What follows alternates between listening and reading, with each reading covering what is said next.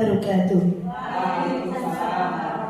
Dan selamat siang Bapak Ibu guru hebat. Kepada yang terhormat Ibu Diah Tri Utami SPD MPD sebagai Kepala SD Negeri 1 Karangbude, Bapak Elis Puryono SPD Guru Penggerak Angkatan 7 sebagai penyaji materi, dan juga Bapak Ibu Guru SD Negeri 1 Karangbude yang berbahagia. Semoga siang ini kita semua diberi kesehatan agar penyajian materi pada siang hari ini dapat berjalan lancar sampai dengan selesai. Bapak Ibu guru hebat, saya Yusmaneli selaku moderator akan bertugas memandu jalannya acara pada siang hari ini. Bapak Ibu guru hebat, sebelumnya akan kami bacakan susunan acara siang hari ini. Acara yang pertama, pembukaan. Acara yang kedua, sambutan Kepala Sekolah SD Negeri 1 Karangbude. Acara yang ketiga, penyajian materi. Acara yang keempat, tanya jawab, dan acara yang keempat, penutup. Bapak Ibu guru hebat, marilah acara pada siang hari ini kita buka bersama dengan bacaan basmalah.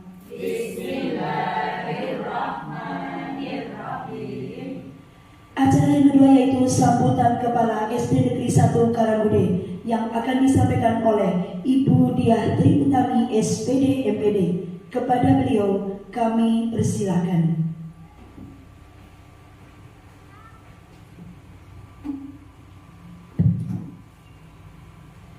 Assalamualaikum warahmatullahi wabarakatuh. Bapak Elis Puryono SPD selaku narasumber ataupun guru penggerak yang akan menyajikan materi hari ini akan menggelar satu kegiatan ataupun tugas yang dibebankan kepada guru penggerak dari koordinator guru penggerak maksudnya untuk disampaikan kepada kita semuanya berupa sosialisasi kegiatan positif yang mungkin hal baru untuk kita semuanya.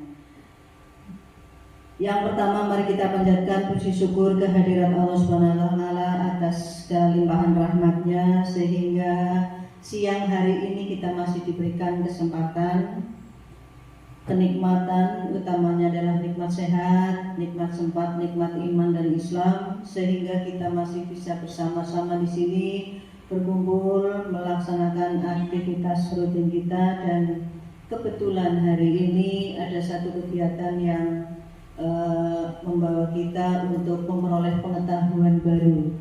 Mudah-mudahan dengan kegiatan ini kita akan bertambah pengetahuan, bertambah wawasan, dan bertambah ilmu tentunya, dan mudah-mudahan semua bermanfaat untuk kita semuanya. Amin.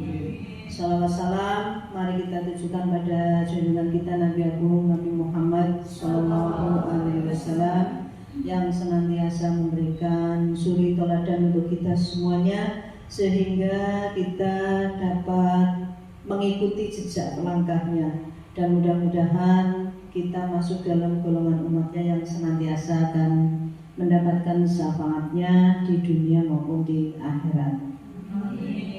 Bapak Ibu yang kami hormati, kita semua tahu bahwa teman kita Bapak Elis Puryono SPD guru kelas 5, beliau sebagai calon guru penggerak di wilayah Kabupaten Banyumas, khususnya di Korwil Karangloas, sedang mengikuti pelatihan dalam rangka mencapai predikat sebagai guru penggerak, di mana dalam pelatihan akan dilaksanakan selama 9 bulan, dan kurun waktu itu memang beberapa tugas harus dilaksanakan, di mana tugas-tugas itu sering melibatkan lingkungan sekolah, baik lingkungan alam sekitar maupun tenaga pendidik dan kependidikan yang ada di sekolah tersebut. kita semuanya mendukung, kita semuanya memberikan motivasi semaksimal mungkin supaya tugas-tugas yang dibebankan kepada Mas Elis selaku guru penggerak mudah-mudahan bisa semuanya lancar dilaksanakan nggih Bapak Ibu nggih. Mudah-mudahan semuanya bisa dilaksanakan dengan lancar, dengan mudah, dengan tanpa kendala, dan kita semuanya berharap mudah-mudahan selesainya pelatihan nanti Bapak Elis Puryono akan mendapatkan hasil yang semaksimal mungkin. Amin. Kita hanya bisa berdoa karena beliau yang menjalankan ya. Terus terang untuk guru penggerak ini memang sekarang sedang digalakkan sekali. Mudah-mudahan nanti setelah Mas Elis Puryono melakukan atau mengikuti pelatihan-pelatihan guru penggerak yang lain segera menyusul. Seperti kita tahu Ibu Maslihatul Harofah ya, sekarang sudah mendaftar. Mudah-mudahan beliau mengikuti tahap demi tahap. Setiap tahap lolos, dipermudah, kemudian mencapai hasil yang maksimal, akhirnya nanti akan menjadi guru penggerak selanjutnya. Amin. Dan tidak menutup kemungkinan untuk Bapak Ibu sekalian yang masih bisa untuk mengikuti atau mendaftar masuk dalam guru penggerak, silahkan dibuka kesempatan yang selebar-lebarnya untuk Bapak Ibu sekalian. Justru kami merasa bangga kalau guru ini semuanya berkembang, potensi-potensinya menjadi motivasi untuk anak-anak kita semuanya. Jadi, Pak gurunya udah pinter-pinter, Bu gurunya pinter-pinter, berarti anaknya akan termotivasi menjadi anak-anak yang berusaha untuk mengembangkan diri semaksimal mungkin. Hari ini Mas Elis akan menyampaikan materi seperti tertulis di papan tulis ya, budaya positif, yaitu yang terdapat tugas dalam modul 1.4. Kita semuanya akan mengikuti, mari kita ikuti dengan seksama. Kalau ada yang perlu ditanyakan silahkan ditanyakan. Kalau tidak ada yang perlu ditanyakan berarti semuanya sudah paham, atau malah sebaliknya karena tidak paham sehingga tidak bisa bertanya gitu. Kita ikuti saja bersama nanti seperti apa aksi nyatanya Mas Elis. Mudah-mudahan bisa memberikan gambaran untuk guru-guru penggerak yang akan datang.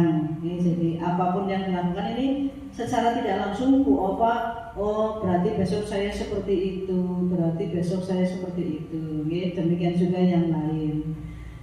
Mari kita ikuti bersama Bapak Ibu kegiatan ini dari awal sampai akhir. Apa yang akan disampaikan oleh Mas Elis mudah-mudahan akan bermanfaat untuk kita semuanya, berimbas kepada anak-anak didik kita di SD Negeri 1 Karangbude.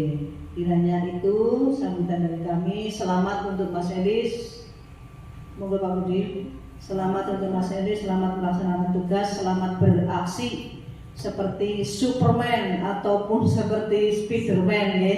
Kita lihat aksinya dan kita berikan masukan-masukan positifnya. Kita juga tunggu apa yang akan disampaikan, hal-hal yang baru yang belum kita tahu. Terima kasih, mungkin itu yang bisa kami sampaikan.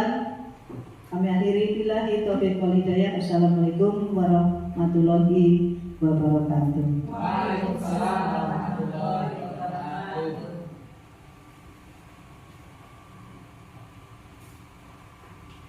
Terima kasih kami sampaikan kepada Ibu Dia Tri Utami SPD MPD. Acara selanjutnya yaitu penyajian materi yang pada kesempatan kali ini akan disampaikan oleh narasumber kita, Bapak Elis Puryono SPD, calon guru penggerak angkatan 7 dari SD Negeri 1 Karangbude, Kabupaten Banyumas. Aksi nyata modul 1.4 budaya positif. Kepada narasumber dipersilakan. Terima kasih Ibu Nelly. Assalamualaikum warahmatullahi wabarakatuh. Waalaikumsalam warahmatullahi wabarakatuh.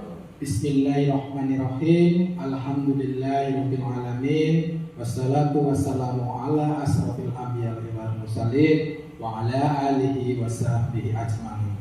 Amma ba'du. Puji syukur kehadiran Allah Subhanahu wa taala yang telah melimpahkan berbagai nikmat kepada kita sehingga pada kesempatan hari ini Bapak Ibu guru dapat memenuhi undangan saya untuk mengikuti sosialisasi budaya positif di ruang kelas 1B SD Negeri 1 Karangudeh. Yang saya hormati Ibu Kepala Sekolah, yang saya hormati Bapak Ibu guru, pendidik dan tenaga kependidikan SD Negeri 1 Karangudeh. Meskipun sudah kenal, saya perkenalkan lagi. Ini ada foto saya. Nama saya Elis Puryono. Saya mengajar di SD Negeri 1 Karangudeh dan alhamdulillah saya lulus seleksi kemarin pada program guru penggerak dan saat ini saya sebagai calon guru penggerak angkatan 7 Kabupaten Banyumas.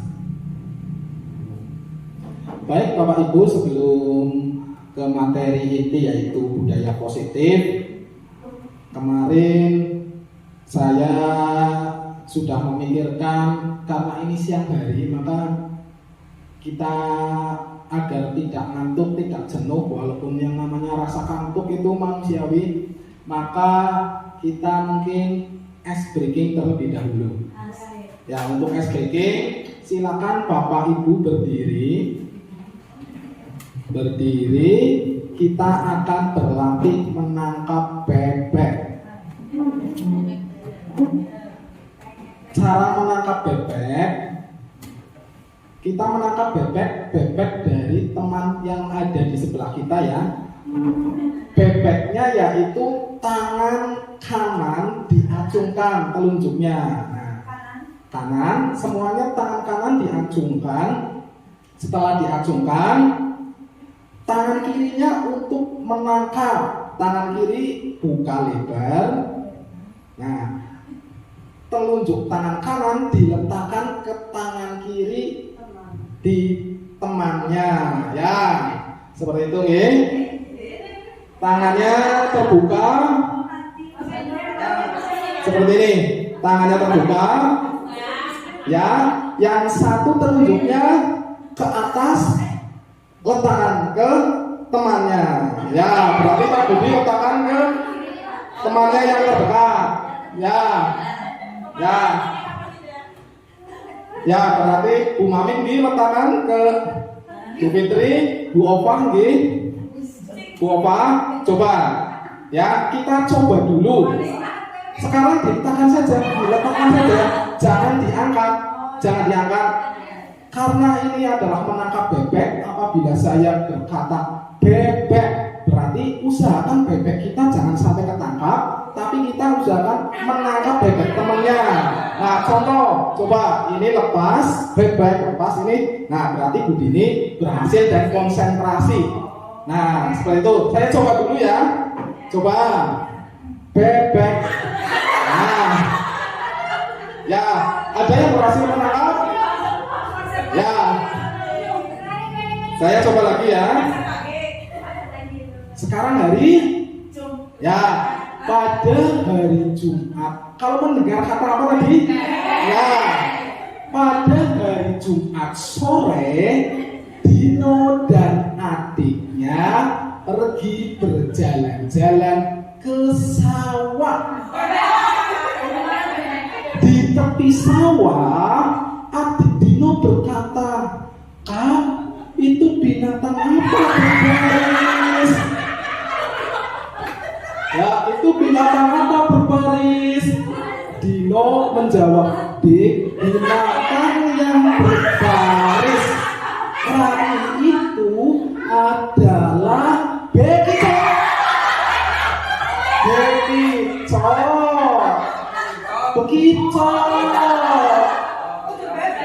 Ya, ternyata adik Doni mengetahui bahwa itu adalah binatang bekicot.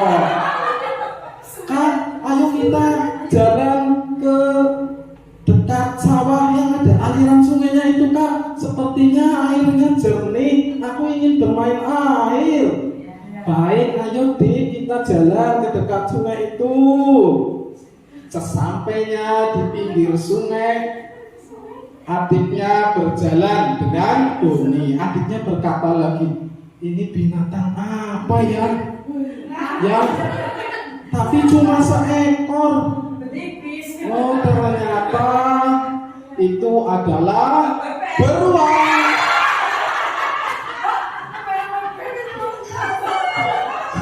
Beruang. Oh, ternyata beruang besar ya Kak.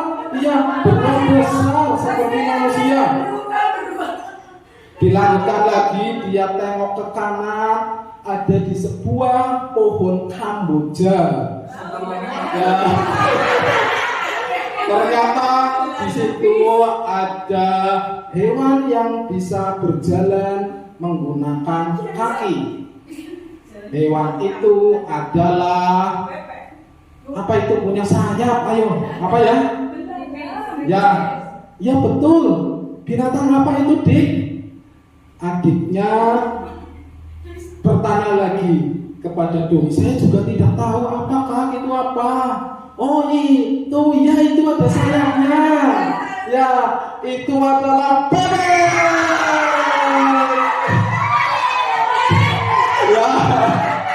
Ya berarti yang berhasil buat ini ya Bu Fitri. Ya, terima kasih. Ternyata ibu-ibu pandai menangkap bebek.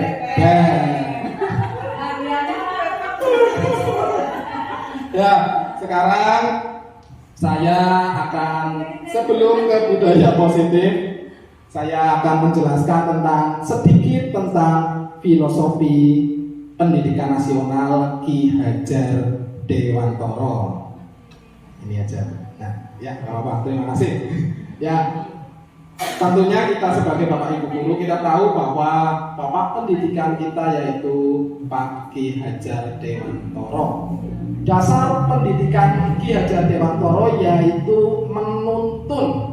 Maksud pendidikan itu adalah menuntun segala kekuatan kodrat yang ada pada anak-anak agar mereka dapat mencapai keselamatan dan kebahagiaan yang setinggi-tingginya, baik sebagai manusia maupun anggota masyarakat. Pendidik itu hanya dapat menuntun tumbuh atau hidupnya kekuatan kodrat yang ada pada anak-anak agar dapat memperbaiki lakunya hidup dan tumbuhnya kekuatan kodrat. Jadi kalau Bapak Ibu guru dulu berpendapat anak bagaikan kertas putih kosong, kita guru ataupun orang tua mempunyai kebebasan untuk membentuk kodrat anak dengan coretan-coretan yang bebas terserah kita. Itu bukan filosofi Ki Hajar Dewantara. Jadi yang beranggapan kertas kosong atau tabula rasa, ya itu bukan filosofi Ki Hajar Dewantara. Namun filosofi Ki Hajar Dewantara pendidikan yaitu menuntun. Selain itu, Ki Hajar Dewantara juga memiliki dasar pendidikan yaitu sebagai petani. Misalnya petani padi menanam padi, maka kodratnya tanaman padi yaitu akan tumbuh padi. Tidak mungkin tanaman padi tumbuh jagung. Sebagai petani atau kita istilahnya sebagai guru, kita hanya menuntun tumbuh kembangnya tanaman padi agar tumbuh padi yang baik, yang bagus, yang subur, yang unggul. Begitupun kita, anak itu sudah punya garis kodratnya masih samar-samar, maka tugas kita sebagai guru menebalkan garis samar-samar itu, menuntun anak tersebut mencapai kodratnya. Anak tersebut dituntun untuk mencapai kodrat dari anak tersebut. Setiap anak memiliki kodrat yang berbeda dan beraneka ragam. Jadi kita tidak boleh misalnya kita anak ini harus bisa semua mata pelajaran. Mungkin anak tersebut memiliki kodrat yang berbeda, memiliki kemampuan yang berbeda. Seperti kita anggap istilahnya itu gunung, filosofi gunung es. Kalau di gunung es itu bagian besarnya itu yang di bawah laut justru lebih besar daripada yang di pucuknya. Begitupun kita ketika melihat seorang anak dan kita, oh ini anak ini sudah pasti ini anak beler dan sebagainya. Nah, badan kita hanya baru melihat sebagian kecil, baru pucuknya. Mungkin di dalam diri anak tersebut belum muncul kodratnya, maka kita bantu menebalkan garis kodratnya tersebut. Mungkin itu untuk filosofi Ki Hajar Dewantara. Selanjutnya kita sebagai guru maka dituntut untuk mengajar peserta didik atau siswa yang dimana saat ini menggunakan kurikulum Merdeka Belajar. Pada kurikulum Merdeka Belajar, maka harapan yang perlu dicapai di dunia pendidikan yaitu tercantum pada profil pelajar Pancasila yang terdiri dari kita harapannya dapat menciptakan siswa yang beriman dan bertakwa pada Tuhan Yang Maha Esa, berakhlak mulia, berkebinekaan global, gotong royong, mandiri, kreatif, dan bernalar kritis. Ya, lanjut. Ya, sekarang ke topik inti yaitu budaya positif.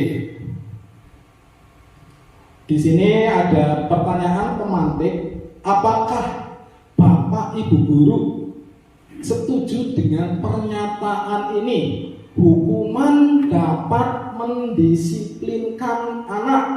Setuju atau tidak Bapak Ibu? Hukuman dapat mendisiplinkan anak. Setuju? Setuju. Ya, setuju. Saya juga setuju. Selanjutnya yang kedua, pemberian hukuman dengan hal positif seperti membaca atau membersihkan halaman sekolah dapat meningkatkan disiplin anak. Setuju? Saya juga setuju. Selanjutnya yang ketiga, memberi penghargaan dapat meningkatkan motivasi belajar anak. Setuju? Saya juga setuju. Ya, dari tiga pernyataan ini, ya, Bapak Ibu guru setuju, termasuk saya juga setuju. Namun demikian dari 1, 2, dan 3 ini merupakan sebuah motivasi eksternal untuk menumbuhkan budaya positif. Misalnya, hukuman dapat mendisiplinkan anak yang datangnya terlambat. Kita hukum agar berdiri di tengah lapangan atau agar berlari keliling lapangan. Kemudian esok harinya anak tersebut datang tidak terlambat lagi. Yaitu karena ada motivasi eksternal. Anak tersebut tidak ingin dihukum. Ya. Yang kedua juga demikian. Meskipun hukumannya membaca, nanti kamu pulangnya lebih siang. Kamu tadi berangkatnya siang, jadi kamu harus sebelum pulang mencatat dulu atau membaca dulu. Nah, itu besoknya tersebut tidak akan melakukan kesalahan lagi karena akan mendapatkan hukuman walaupun hukuman itu positif. Itu juga anak tersebut menjadi disiplin tapi karena motivasi eksternal. Sedangkan yang ketiga juga sama, itu karena motivasi eksternal juga.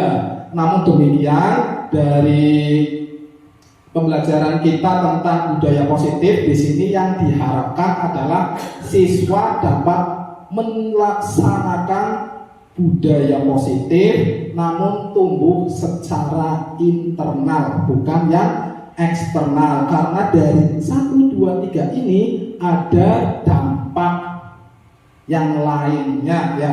Seandainya tidak dilaksanakan, hukumannya tidak dilaksanakan. Misalnya motivasi belajar anak, besok dapat bintang, tidak dilaksanakan dapat bintang, otomatis kan motivasinya menurun atau meningkat? Ya menurun, hanya berlaku tidak abadi. Tetapi kalau internal nanti bisa lebih abadi. Nanti selanjutnya ada motivasi internal, yang ini eksternal. Ya, next. Untuk topik yang akan kita pelajari ada 6, yaitu 1 disiplin positif dan nilai-nilai kebajikan universal. Yang kedua teori motivasi, hukuman dan penghargaan, restitusi. Yang ketiga keyakinan kelas. Yang keempat kebutuhan dasar manusia dan dunia berkualitas. Yang kelima restitusi 5 posisi kontrol. Dan yang keenam restitusi segitiga restitusi. Ya, selanjutnya masuk ke pembelajaran 1, disiplin positif dan nilai-nilai kebajikan universal. Apakah makna disiplin? Disiplin berasal dari bahasa Latin disiplina yang artinya belajar. Makna asal dari kata ini berkonotasi dengan disiplin diri dari murid-murid Socrates dan Plato. Disiplin diri membuat orang menggali potensinya menuju sebuah tujuan apa yang dia hargai. Jadi tujuannya yang ini, yang disiplin diri membuat orang-orang menggali potensi menuju sebuah tujuan apa yang dia hargai. Itu tujuan utamanya yang itu.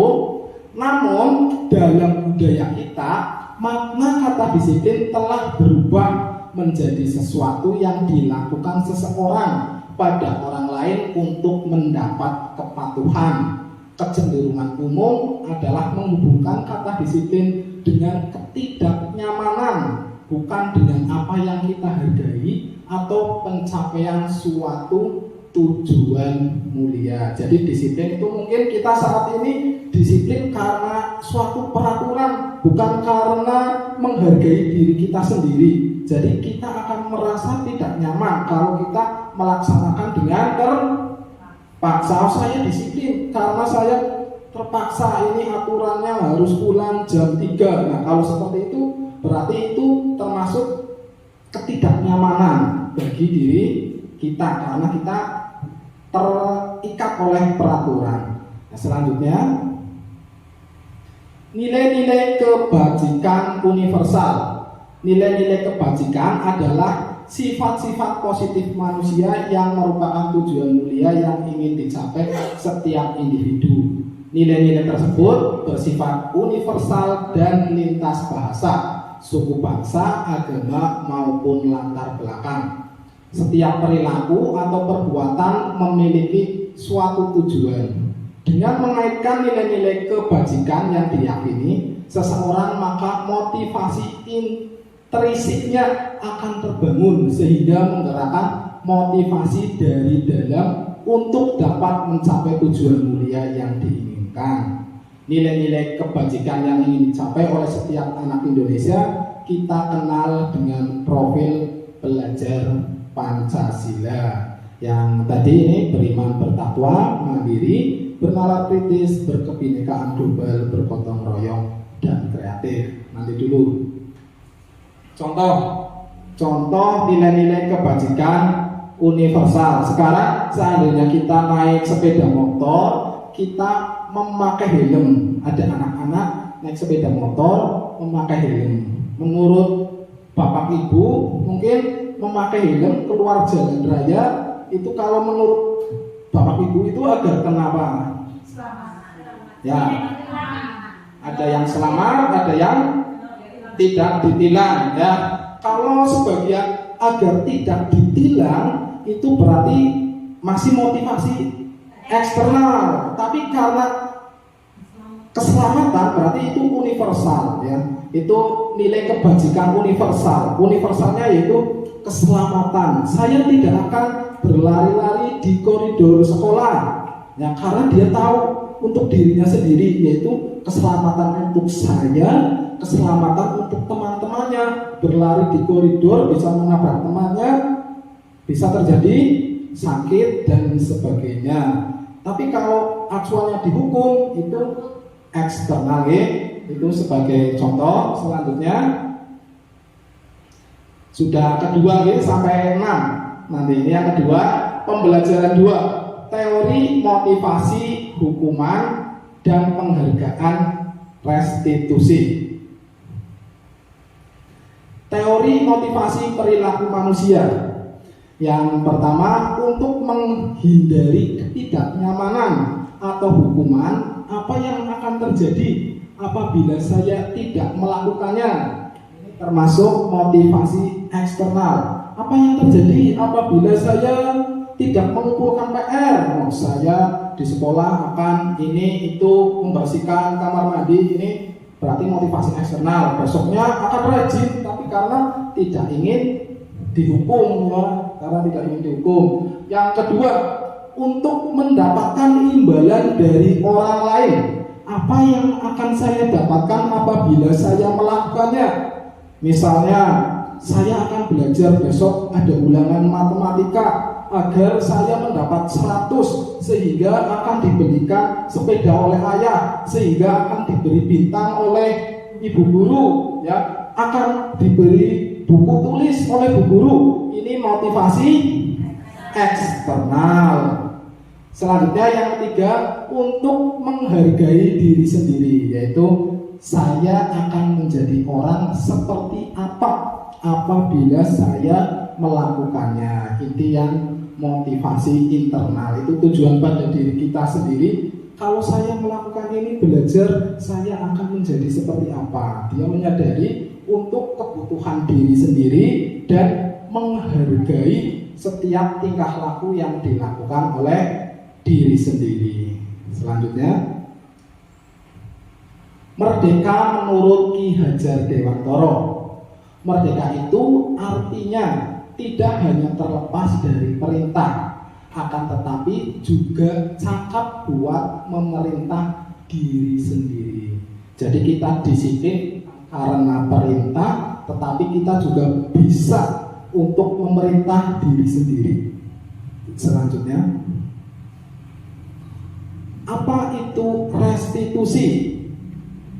Restitusi adalah proses menciptakan kondisi bagi murid untuk memperbaiki kesalahan mereka sehingga mereka bisa kembali pada kelompok mereka dengan karakter yang lebih kuat. Restitusi juga merupakan proses kolaboratif yang mengajarkan murid-murid untuk mencari solusi untuk masalah mereka dan membantu murid berpikir tentang orang seperti apa yang mereka ingin atau menjadi tujuan mulia dan bagaimana mereka harus memperlakukan orang lain.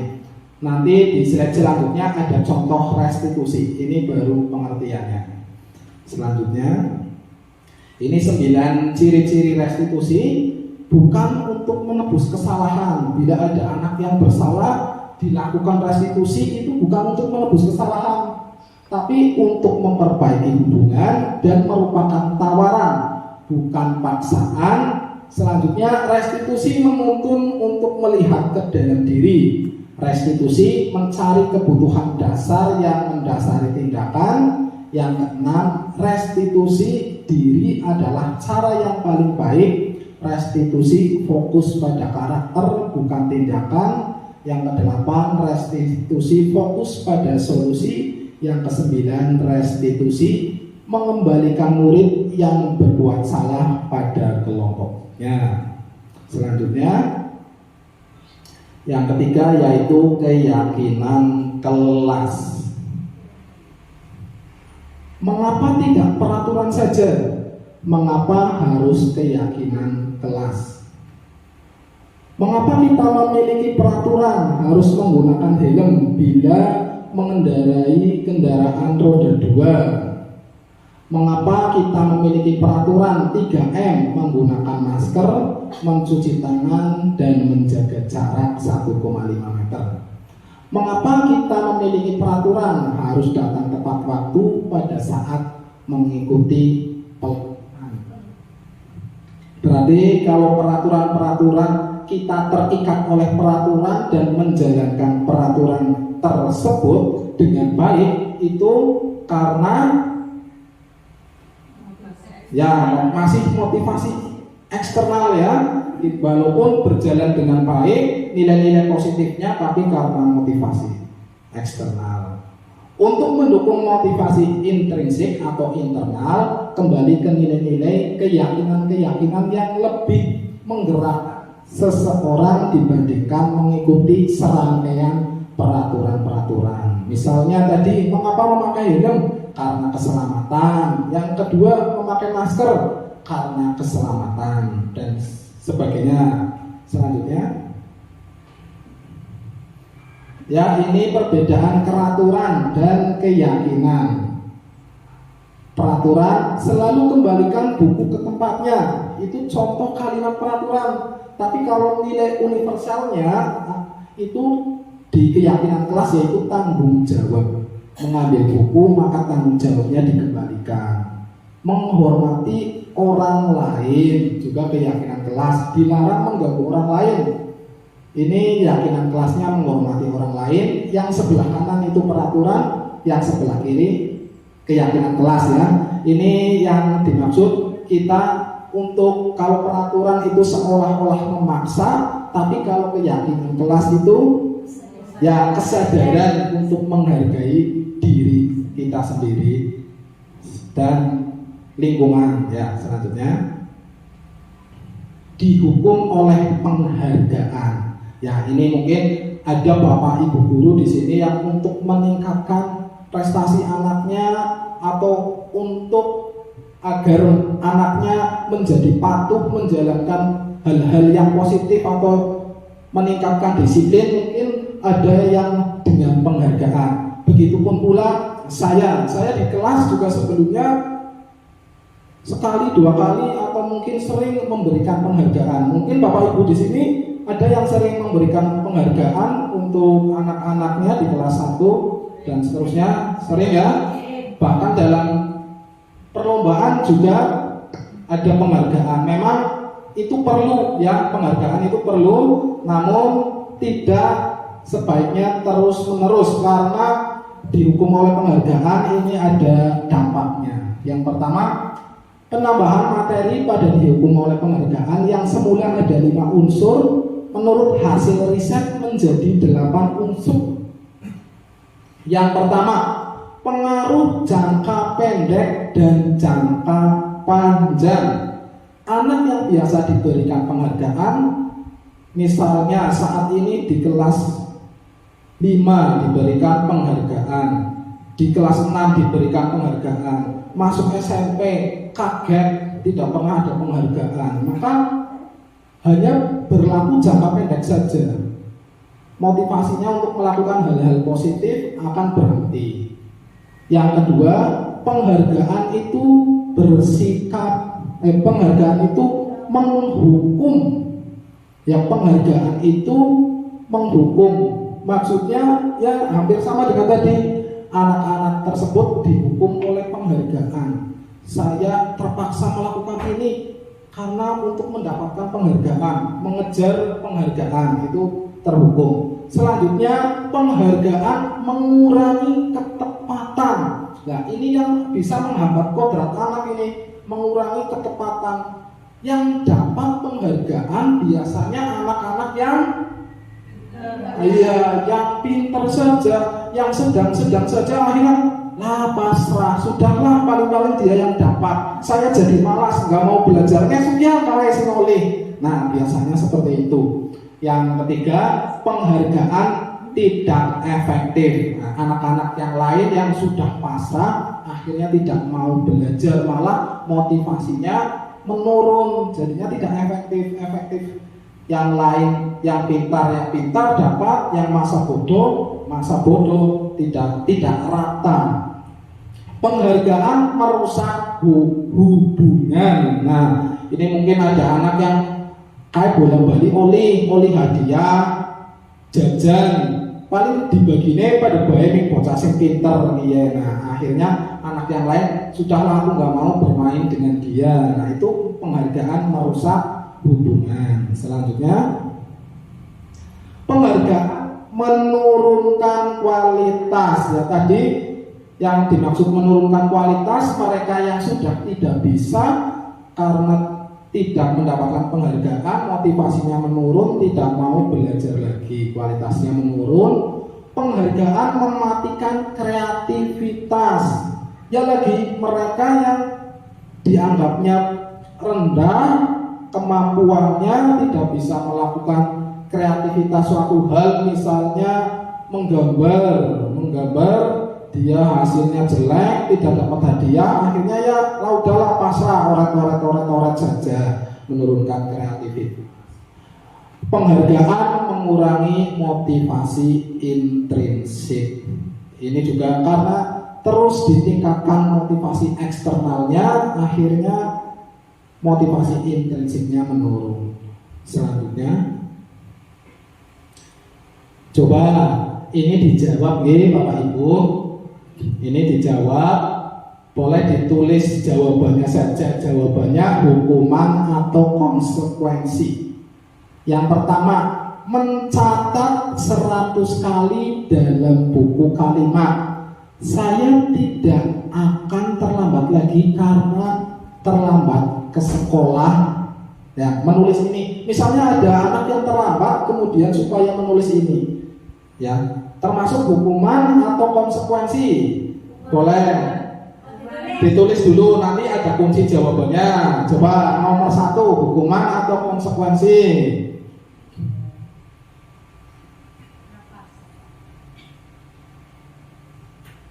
Selanjutnya untuk nomor 2, lari mengelilingi lapangan basket 2 kali karena terlambat hadir di sekolah. Ya, hukuman atau konsekuensi. Nomor 2, jawabannya 1 saja. Selanjutnya nomor 3, murid diminta untuk push up 15 kali karena tidak menggunakan masker ke sekolah. Hukuman atau motivasi? Oh iya, hukuman atau konsekuensi. Yang ketiga, menggantikan kertas tugas teman yang telah dicoret-coret. Ya, yang selanjutnya, membersihkan tumpahan air di meja tulis karena tersenggol pada saat belajar. Yang selanjutnya, murid disuruh untuk mengenakan sepatu hitam di sekolah seharian karena tidak mengenakan sepatu hitam. Jadi ini maksudnya biar di sekolah yang muridnya ketika masuk kelas sepatunya dilepas, ya. Tetapi murid ini, agar memakai sepatu seharian, jadi berbeda dari kelompoknya. Kelompoknya pada lepas sepatu ketika di kelas, tetapi murid ini supaya memakai sepatu terus karena tidak memakai sepatu hitam. Ya, kan ada sekolah yang memang karena memiliki keyakinan kelas, bukan peraturan, yaitu keyakinan kelasnya yaitu kelas yang bersih, sehat, nyaman, bebas dari kotoran. Nah, mungkin keyakinan kelasnya itu, jadi ada kelas yang ketika kegiatan belajarnya itu anak-anaknya tidak pakai sepatu. Jadi kalau mereka memakai sepatu dan akan merasa risih, oh ini saya tidak menghargai diri sendiri, saya duduk di tempat duduk yang bawahnya kotor karena sepatu saya. Nah, tetapi murid ini supaya memakai sepatu terus di tempat duduknya itu. Nah, ini termasuk hukuman atau konsekuensi. Yang ketiga, lari mengelilingi lapangan basket 2 kali karena terlambat 10 menit untuk pelajaran PJOK. Hukuman atau konsekuensi. Sudah? Dijawab bersama atau dilihat kuncinya? Oh, dijawab bersama dulu atau dilihat? Dijawab dulu ya. Coba nomor 1 itu apa? Ya, Nomor 1 hukuman atau konsekuensi? Ya, ada yang konsekuensi, ada yang hukuman. Saya juga belum melihat fungsinya ya. Kalau saya nanti gak apa-apa. Ya, tadi udah screen apa? Ya, nomor 1 itu hukuman. Karena yang namanya konsekuensi itu mengganti apa yang telah diperbuat. Ya, jadi ini hukuman karena terlambat ke sekolah. Hubungannya apa dengan mencatat? Nah, kan berarti ini dihukum agar mencatat. Yang kedua, lari mengelilingi lapangan basket karena terlambat hadir. Ya, benar. Hukuman. Ya, ini kalau dalam pelajaran yang lain, misalnya hari ini pelajaran tema, hari ini pelajaran matematika. Nah, tiba-tiba anak tersebut supaya lari kan malah ketinggalan, nih. Pelajaran yang hari ini pelajaran agama. Nah, malah anak suruh keluar lari, dia haknya tidak diperoleh, ya, termasuk hukuman. Yang ketiga, hukuman juga. Yang keempat, yang mengganti, berarti itu konsekuensi. Kamu mencoret-coret kertas temannya, jadi ini sebaiknya diganti lah, ini konsekuensi. Selanjutnya yang membersihkan tumpahan air, konsekuensi juga, betul. Yang memakai sepatu hitam, hukuman atau konsekuensi? Hukuman atau konsekuensi? Ya, hukuman. Waktu itu saya juga mengerjakan ini ya. Kalau di LMS-nya itu diklik-klik jawab konsekuensi atau hukuman, konsekuensi atau hukuman. Kalau salah ya diulangi lagi. Ya, tapi tadi banyak yang benar, hukuman. Nah, ini yang terakhir, lari mengelilingi lapangan. Hukuman? Hukuman atau konsekuensi Pak Budi? Hukuman. Berarti lebih baik menjalankan hukuman atau konsekuensi? Menurut Bapak Ibu? Konsekuensi. Berarti yang Pak Budi lakukan ketika pelajaran olahraga, ini anak-anak supaya lari karena terlambat. Berarti Pak Budi menghukum. Benar apa salah Pak Budi? Ya, benar. Ya, sebenarnya yang dilakukan Pak Budi itu anak-anak yang terlambat agar berlari itu benar, ya. Tetapi bukan hukuman ini Pak Budi. Jadi sudah benar, ya. Jawabannya konsekuensi. Kenapa konsekuensi? Karena yang namanya pelajaran PJOK kan tujuannya membangun agar tubuh sehat. Anak yang terlambat 10 menit tentunya tidak mengikuti pemanasan. Ya Pak Budi, setiap mau pelajaran olahraga itu ada pemanasan dulu, ya, supaya anak-anak tidak cedera, dan itu sudah baik. Namun ada anak yang terlambat, berarti Pak Budi memberikan hukuman ini tidak ikut pemanasan. Silakan lari dulu daripada nanti langsung ikut kegiatan inti, cedera, sakit, malah nanti guru agamanya beresiko. Oh iya, guru PJOK-nya ya sudah bagus. Ya Pak Budi sering memberikan lari mengelilingi 2 kali itu ya.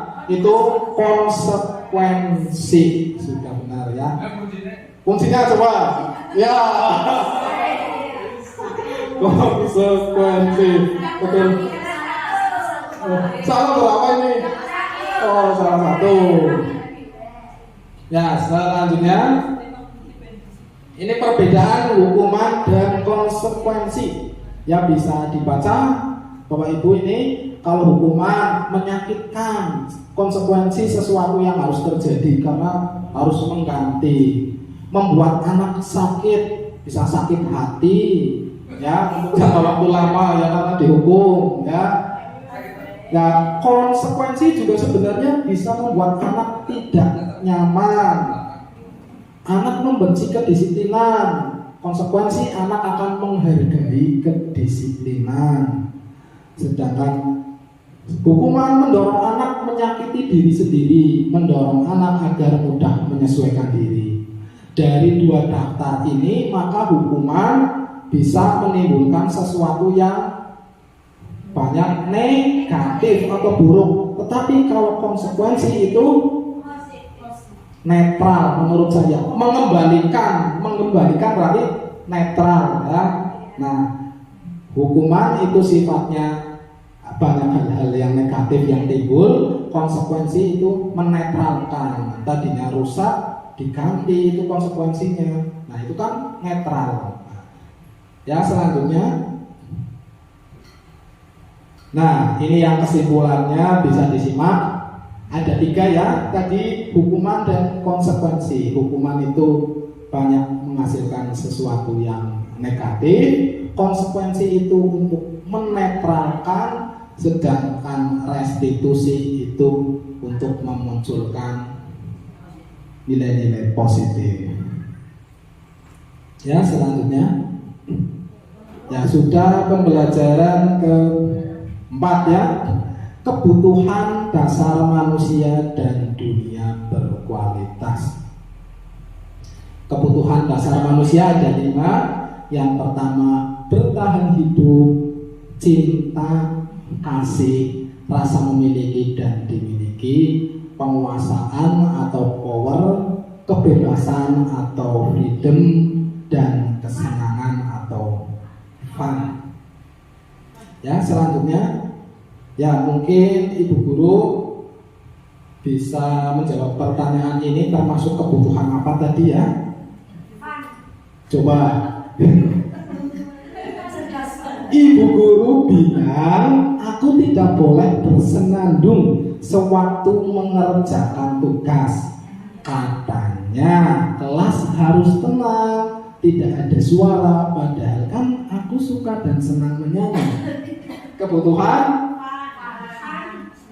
fun, kesenangan ya, suka dan senang menyanyi. Ya, betul, Pak Ibu? Betul. Selanjutnya yang kedua, Ibu Guru tidak menyapaku hari ini, padahal aku pakai jepit rambut baru loh. Apa? Coba kembali tadi. Kesenangan, cinta kasih, penguasaan, bertahan hidup, kebebasan. Tadi, oh ya betul, belonging, tidak disama. Yang kasih, kebutuhan kasih, cinta kasih, guru nyamaku, berarti dianggapnya saya mendapatkan perhatian dari guru, cinta kasih. Yang ketiga, aku bosan, masa belajarnya cuma gitu-gitu aja, dengerin ibu guru aja. Apa? Freedom? Aku bosan. Kalau bosan berarti mencari kesenangan atau kebebasan? Apa ya? Saya juga jadi ragu-ragu apa ini. Bosan berarti senang ya? Kesenangan berarti ya apa? Kesenangan. Yang selanjutnya keempat, aku sebel gambarku tidak rapi, malah ibu guru nunjukin ke teman-temanku di depan kelas. Bilangnya ya berarti kasih sayang yang jelek dipamerkan. Nah ya harusnya ya benar. Selanjutnya sudah kelima ini, pembelajaran 5 posisi kontrol. Nah ini ada 5 posisi kontrol. Nanti kira-kira Bapak Ibu sudah berada di posisi kontrol yang mana? Ya kita lihat 5 posisi kontrol itu. Yang pertama penghukum, tulisannya tidak jelas sayangnya ya.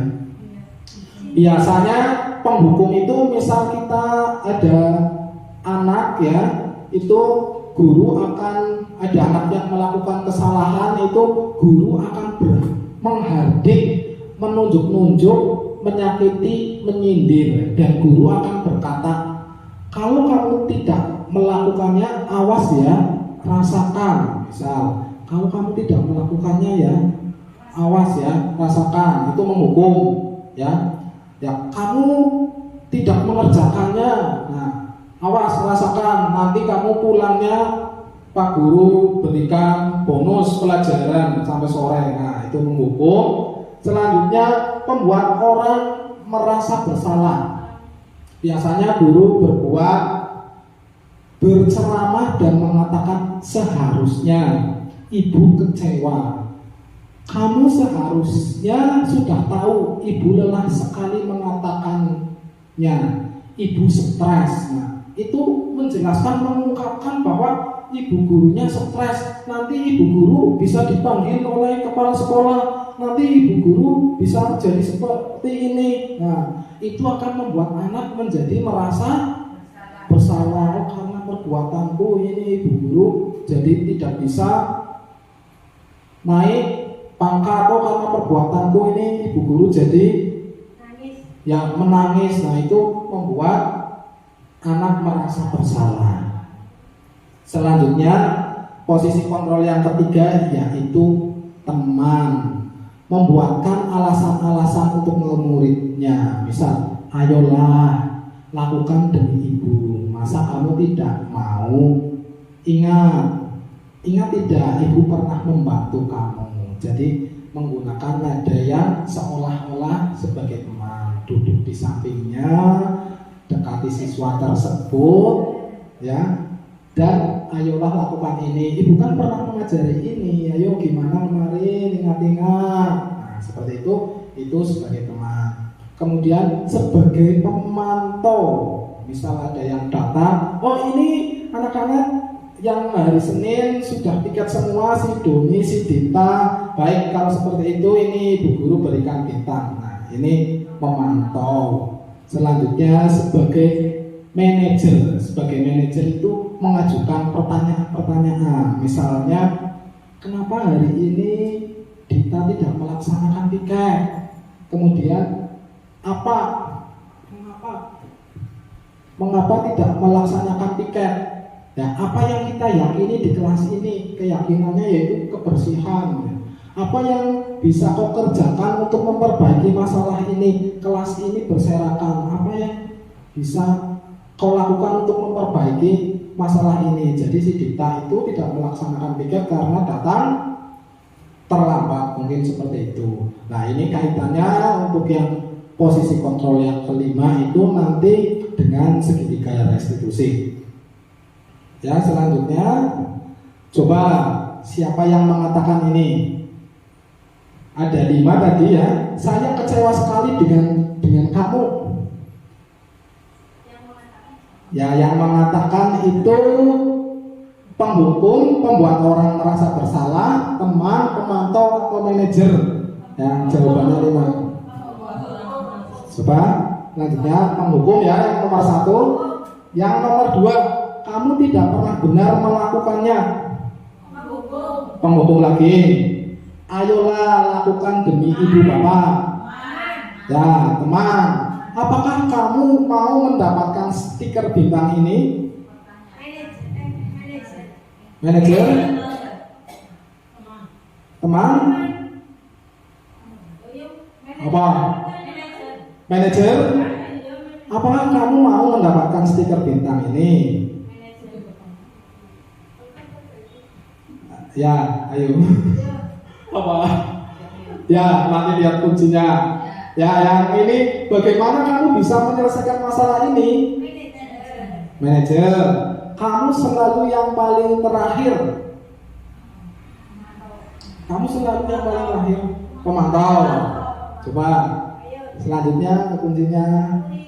Ya, ya terakhir penghukum ya. Pertama pembuat orang merasa bersalah, penghukum, teman, pemantau. Ya, stiker itu ternyata pemantau ya. Memantau anak yang belajarnya, oh ini tekun, berarti dipantau dapat stiker. Ya, selanjutnya Bu Dini. Nah, ini dari 5 apa tadi? 5 posisi kontrol yang bergerak antara ini ada peraturan, pemantau, konsekuensi atau hadiah, nilai-nilai manajer memperbaikinya. Jadi kalau yang di sebelah kanan itu biasanya diawali dengan pertanyaan, kalau kamu tidak akan, saya akan. Itu diberi hukuman dan bisa membuat tidak nyaman. Kalau yang di sebelah kiri, kalau saya, yang kanan ini, yang nilai-nilai manajer ya, biasanya kita memberikan pertanyaan kepada siswa, apa yang kamu yakini, bagaimana memperbaiki masalah ini. Nanti saya contohkan, ada percakapan dan ada videonya. Yang kedua, ini akan memperbaikinya, yang kedua mendapatkan apa yang kita butuhkan. Ya, selanjutnya pembelajaran 6 terakhir, segitiga restitusi. Segitiga restitusi itu merupakan suatu langkah untuk mewujudkan budaya positif yang tumbuh secara internal. Segitiga restitusi itu memiliki 3 langkah. Langkah yang pertama yaitu menstabilkan identitas. Langkah yang kedua, validasi kebutuhan. Langkah yang ketiga, menanyakan keyakinan. Untuk menstabilkan identitas, biasanya atau kita bisa memberikan pertanyaan kepada siswa. Setiap orang pasti pernah melakukan kesalahan. Diawali seperti itu, kamu bukan satu-satunya yang pernah melakukan ini. Jadi nanti tidak akan membuat siswa itu merasa minder, merasa paling bersalah ya. Diawali dengan pertanyaan seperti ini. Misal, Pak Guru juga dulu waktu kecil pernah melakukan kesalahan ini. Bu Guru juga dulu waktu kecil ya seperti kamu pernah melakukan kesalahan ini. Kemudian yang kedua, validasi kebutuhan. Kamu tentu punya alasan mengapa melakukan ini. Kamu membuang sampah sembarangan, alasannya apa?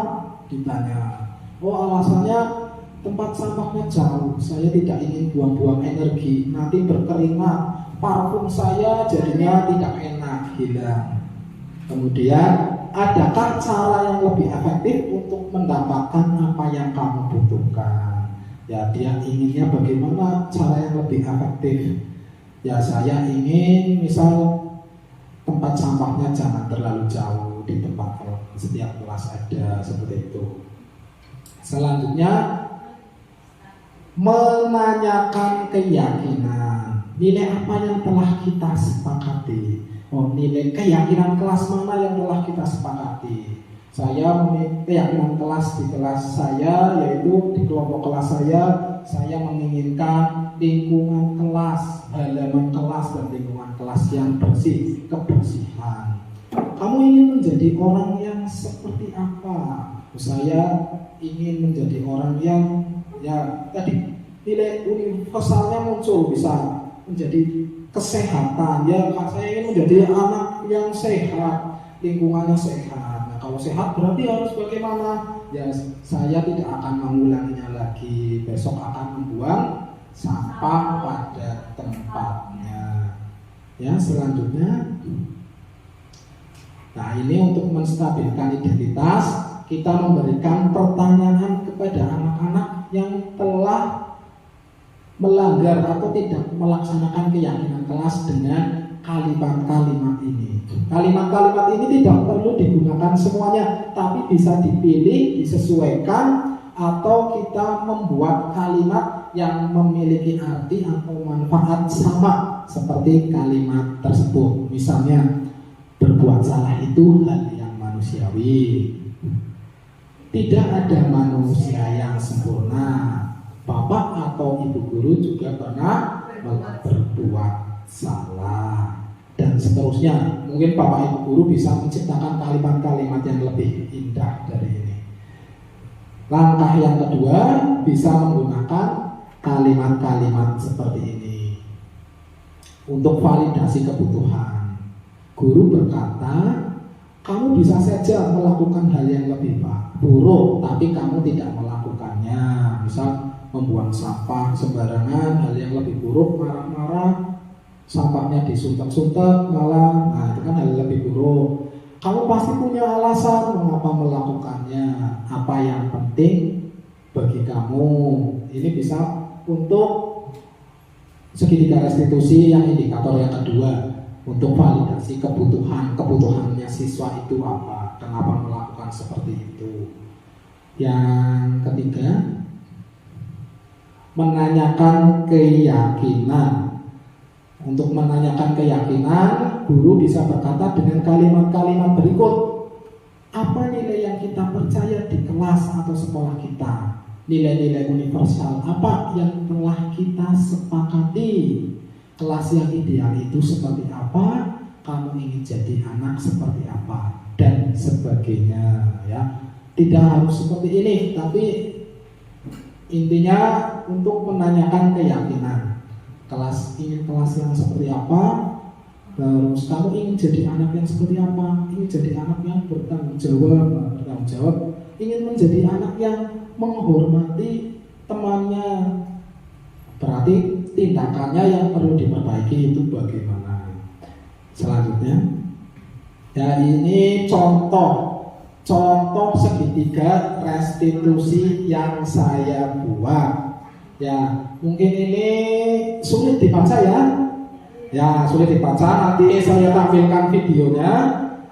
Lanjutnya, ini juga skenario kasus yang kedua, yaitu tentang segitiga restitusi yang saya buat. Ini waktu itu saya membuat dua dengan Cahyo. Yang pertama kasusnya terlambat ke sekolah, yang kedua kasusnya membuang sampah sembarangan. Ini membuat pertanyaannya seperti ini, anak menjawab. Nah, kemudian saya mempraktekkan dengan video. Di slide selanjutnya bisa. Ya, untuk videonya sudah. Nah, ini bisa. Mungkin Bapak Ibu guru bisa membuat lebih baik dari saya, karena ini demonstrasi, jadi seolah-olah gitu. Jadi Cahyo sudah sebenarnya anak yang baik, dia berangkatnya sesuai keyakinan kelas, tidak terlambat ke sekolah. Si Tania juga tidak membuang sampah sembarangan. Tetapi karena saya ada tugas untuk membuat demonstrasi kontekstual, ya, maka saya mendemonstrasikan ini. Mudah-mudahan suaranya terdengar.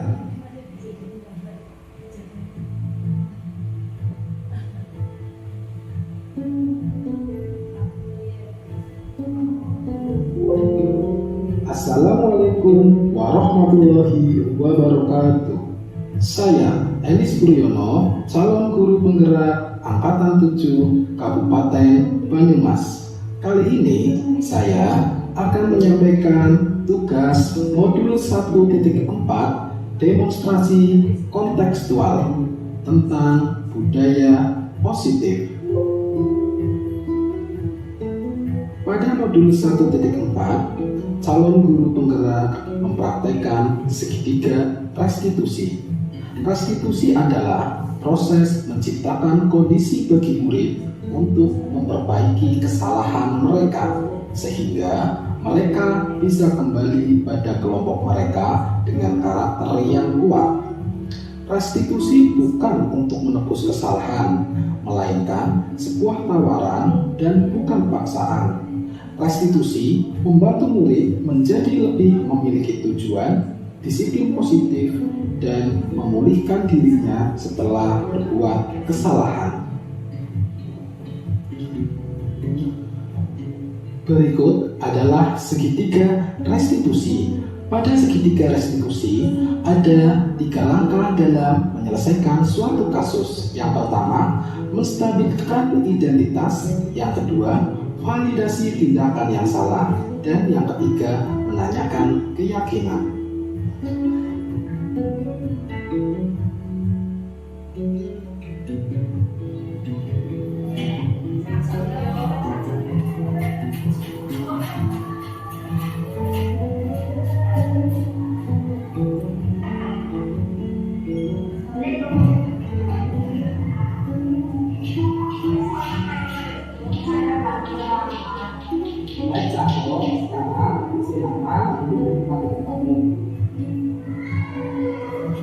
Cahyo, tahu tidak mengapa Pak Guru panggil Cahyo ke sini? Tahu.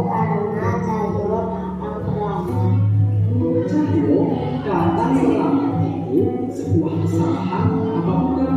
Iya Pak, datang terlambat adalah kesalahan. Pak Guru juga pernah melakukan kesalahan seperti itu. Baiklah, mari kita selesaikan masalah ini bersama ya. Iya Pak Guru. Cahyo pasti punya alasan kenapa Cahyo datang ke sekolah terlambat hari ini. Tadi malam Cahyo kasihkan main game hingga larut malam. Apa ibu kamu tidak marah? Kamu bermain game terlalu lama. Tidak Pak Guru. Memang bermain game itu asik, tapi jika terlalu lama sampai larut malam, itu akan merugikan diri kamu sendiri. Masih ingatkah Cahyo keyakinan kelas yang kita buat waktu awal semester? Masih Pak Guru. Coba sebutkan.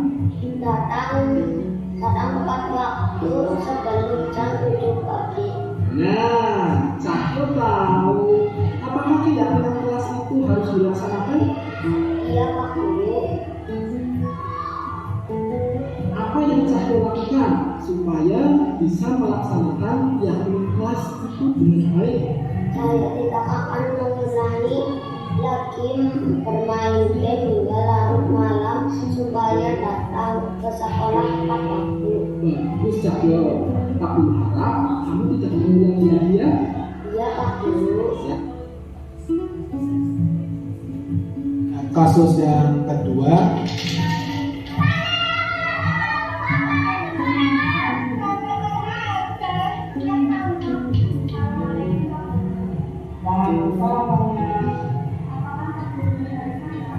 dia tanya, Pak Guru tadi nggak laporan kamu. Sepertinya kamu melakukan kesalahan ya. Apa yang terjadi saat istirahat tadi?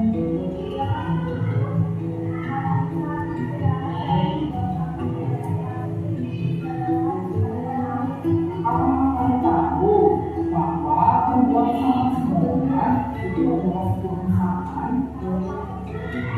Saya, Pak Guru juga pernah melakukan kesalahan tersebut dulu waktu SD. Jadi, mari kita selesaikan masalah ini bersama ya. Kamu pasti punya alasan kan?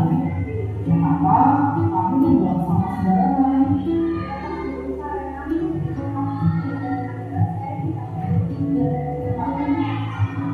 Benar kan ya? Membuang sampah sembarangan akan menjadi kita tidak perlu sampai sebulan berjalan tempat sampah. Namun yang kamu lakukan berikan kita semua sebagai warga sekolah. Menurut Anda, apakah kamu membuang sampah sembarangan?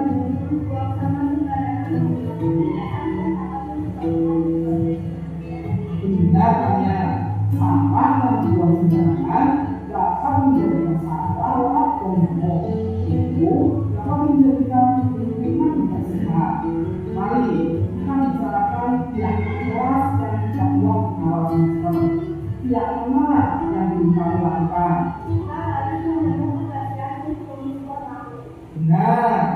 Apakah dengan membuang sampah disewakan ke kelas berarti kamu sudah melaksanakan keyakinan kelas? Lalu, apa yang harus kami lakukan untuk melakukan keyakinan kelas tersebut?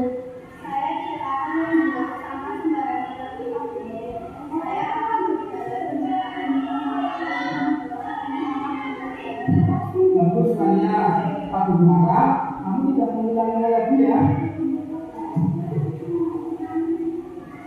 Kemarin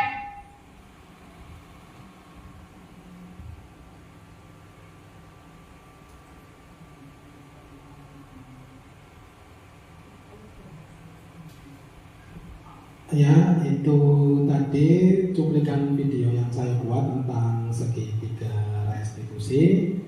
Demikian yang saya sampaikan tentang apa yang saya pahami mengenai materi budaya positif dan bagaimana upaya untuk menumbuhkan kebiasaan budaya positif yang tumbuh secara internal.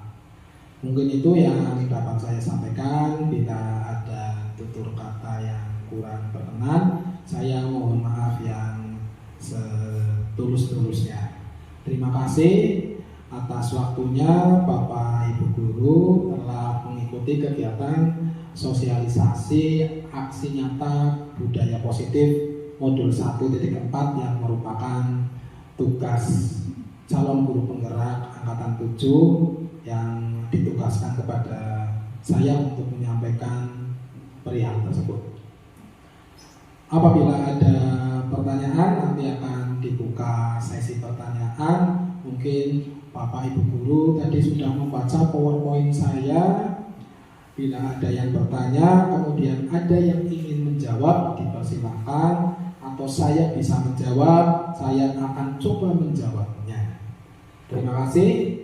Wassalamualaikum warahmatullahi wabarakatuh. Waalaikumsalam warahmatullahi wabarakatuh. Terima kasih kepada Bapak Elis Puryono SPD yang telah menyajikan materi sosialisasi aksi nyata modul 1.4 budaya positif dengan penuh energi, penuh dengan semangat ya. Kita beri aplaus. Selanjutnya yaitu sesi tanya jawab kepada Bapak Ibu Guru hebat, dipersilakan untuk menanggapi ataupun memberi pertanyaan kepada narasumber kita, yaitu dengan cara mengacungkan jari dan menyebutkan nama.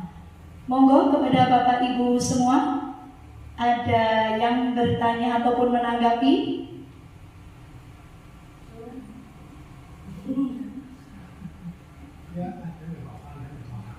Sudah bagus mungkin Bapak ya, sudah bagus sekali, apalagi tadi ice breakingnya Bapak Elis, kita semua bisa menangkap bebek ya.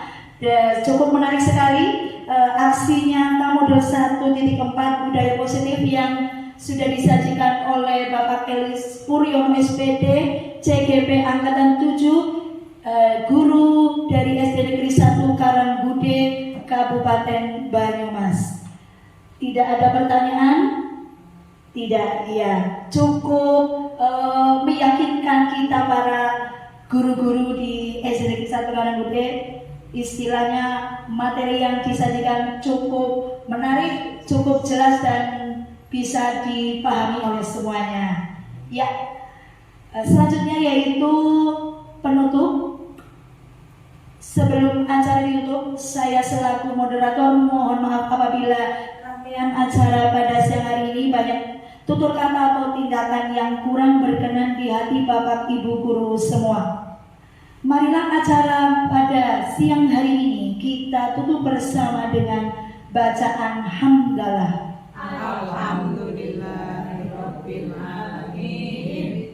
Terima kasih atas partisipasinya. Billahi taufiq wal hidayah. Wassalamualaikum warahmatullahi wabarakatuh. Waalaikumsalam.